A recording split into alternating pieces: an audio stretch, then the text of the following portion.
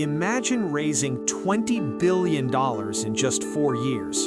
Imagine your company being worth $50 billion at its peak. Now imagine losing it all in less than 5 years.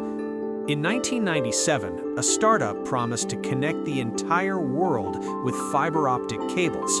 By 2002, it was bankrupt, taking billions of dollars of investor money down with it. This is the story of Global Crossing, the telecommunications company that dreamed too big, lied too much, and crashed harder than almost any company in American history.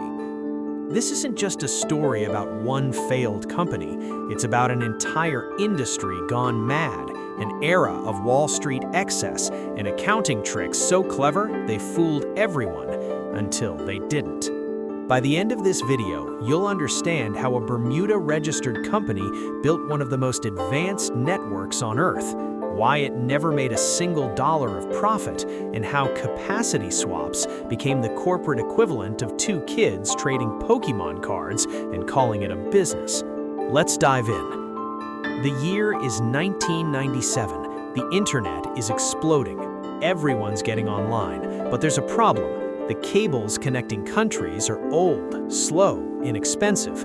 Enter Gary Winnick, a former junk bond salesman who worked under the infamous Michael Milken. Winnick had a vision: build a massive fiber optic network under the oceans and across continents to carry the world's internet traffic. He called it Global Crossing. Here's the genius part. He didn't wait for customers. He didn't test the market. He just started building. Fast. Within months, Global Crossing was laying thousands of miles of fiber optic cable across the Atlantic and Pacific Oceans. The company expanded at breakneck speed, connecting 700 cities across more than 70 countries. It was infrastructure on a scale the world had never seen, and Wall Street loved it. By 1999, Global Crossing stock was soaring. The company went public and raised billions. At its peak in 1999, the market valued Global Crossing at nearly $50 billion, making it one of the most valuable telecom companies on the planet. Gary Winnick himself became a billionaire, cashing out over $700 million in stock before everything fell apart. But here's the thing nobody wanted to admit. Global Crossing had never made a profit, not once, not ever. So how do you convince investors that a company losing money hand over fist is actually worth $50 billion? You get creative with accounting. Enter the capacity swap. Here's how it worked. Let's say Global Crossing owns fiber optic cable across the Atlantic. Another telecom company, let's call them FiberCo, owns cable across the Pacific. Global Crossing says to FiberCo, hey, let's trade. You give us access to your Pacific cable, we'll give you access to our Atlantic cable. Sounds reasonable, right? Companies do trades like this all the time. But here's the trick. Both companies would book the entire value of the swap as revenue, even though no actual cash changed hands. So Global Crossing would record millions in revenue, FiberCo would record millions in revenue, and both companies' stock prices would go up. It was like two kids trading identical action figures and both claiming they made $100, except in this case, Wall Street was keeping score.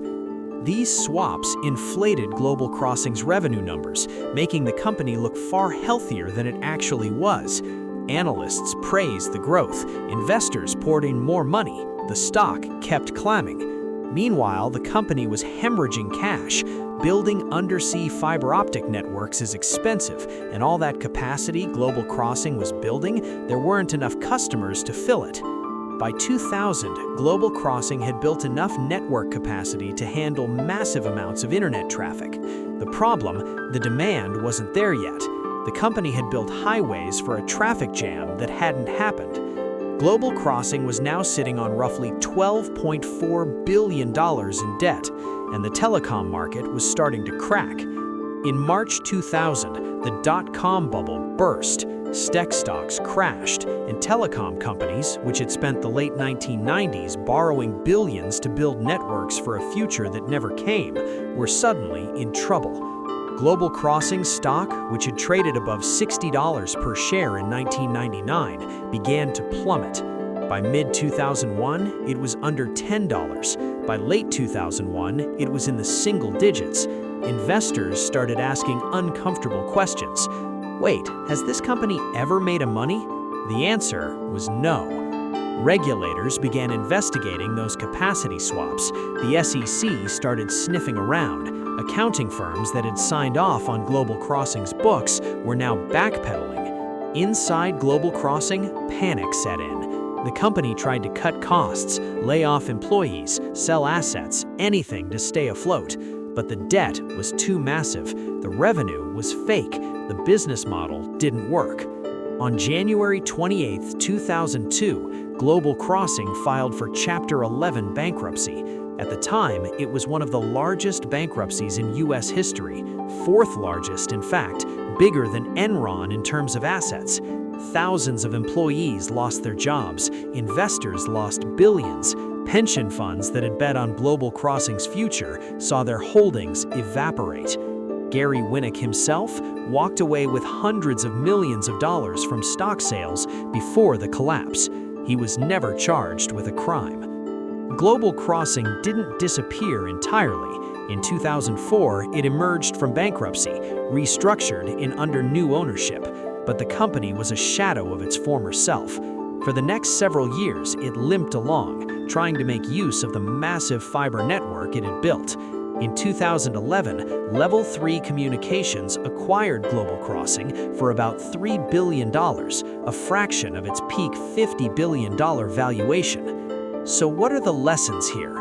Lesson 1. Revenue isn't profit. Global Crossing looked impressive on paper because of inflated revenue from capacity swaps, but revenue without cash flow is just numbers on a page. Lesson 2. Infrastructure only works if there's demand. Building the world's most advanced fiber optic network means nothing if nobody needs it yet. Lesson 3. Wall Street can be wrong, spectacularly wrong. At its peak, analysts and investors believed Global Crossing was the future. They were half right. The fiber network was the future. The company just couldn't survive long enough to see it. Today, much of the fiber optic infrastructure that Global Crossing built is still in use. The Atlantic and Pacific cables still carry internet traffic across the world. The vision wasn't wrong. The execution, the financing, and the accounting were.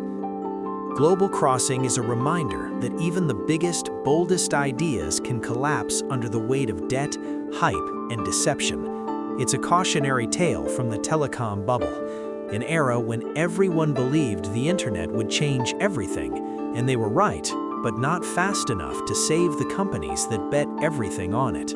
If you found this story fascinating, hit that like button and subscribe for more deep dives into corporate disasters, financial scandals, and the rise and fall of billion-dollar companies.